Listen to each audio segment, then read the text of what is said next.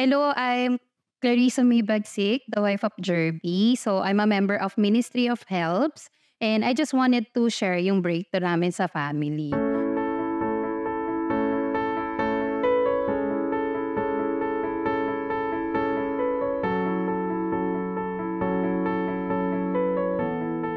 So first quarter of 2024, nag-ano kami ni Jerby, nag-vision and planning kami kung ano yung gusto naming mangyari sa life namin for this year 2024. Ang ginawa namin, naglista lang kami ng top 5. Meron kaming top 5 na ito yung hinihingi namin kay Lord na ito yung gusto naming breakthrough. Every night from then, mula nung nag-planning kami, nagtatangs kami ni Jerby ng sabay.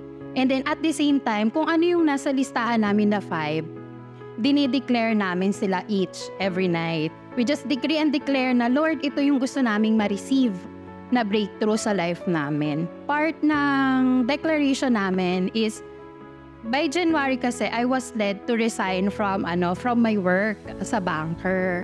So when I resigned, we placed our trust in God na siya yung sasagot ng lahat ng expenses namin kasi resign na ako eh. And at the same time, meron akong hinihingi sa kanyang amount ng back pay ko na ito yung gusto ko matanggap na back pay. May nakita na akong screen na ito lang yung amount na matatanggap ko. Malayo siya dun sa hinihingi ko kay Lord na back pay. Hindi ako nag-stop. Still we declared na, Lord, ito yung back pay na matatanggap ko. Ito yung amount na gusto kong matanggap. And then come March of this year, na-receive ko yung email ng company namin na ready na yung back pay ko, matatanggap ko na siya.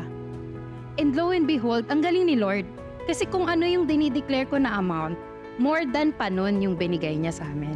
At the same time, kasama doon sa declaration namin na maka-cancel out, mababayaran namin lahat ng credit card bills namin na nag-accumulate. And true enough, yung back pay na natanggap ko, it's more than pa siya para i-cover lahat ng accumulated bills namin ni Jerby.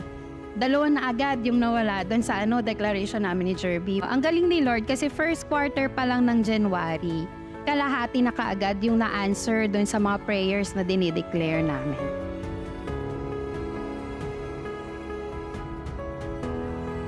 Meron pang isa doon na we want to experience na makapag-staycation. Kasi syempre, di ba, summer, mainit yung mga bata. Gusto namin madala sila sa swimming pool. Kung mag-agree ka sa akin na makakapag-swimming tayo, mag-i-staycation tayo. Ang sabi ko pa nun kay Jerby, pero hintayin natin yung back pay ko para sure tayo na mababayaran natin yung staycation. Pero alam nyo ba, ang galing ni Lord. Kasi kinabukasan lang may nag-message sa akin. Gustong mag-seed sa amin ng staycation para daw makapag-swimming kami, makapag-relax kami, and makapag-enjoy yung mga bata. Napakagaling pa dun ni Lord.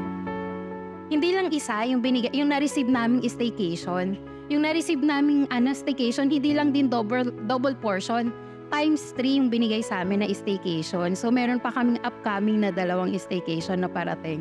Ganun ka-faithful si Lord sa life namin na automatically first quarter, kalahati agad nung declaration namin. Binigay niya na-receive na namin siya agad. Ito yung verse na pinanghawakan ko habang nagde-declare kami ni Jerby. Philippians 4:19, God is faithful and my God will meet all your needs according to the riches of His glory in Christ Jesus. We really need to believe na God is faithful in our lives.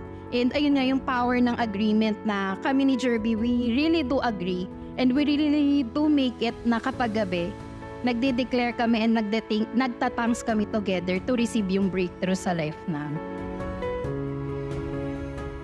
Again, I am Klang, and this is my testimony.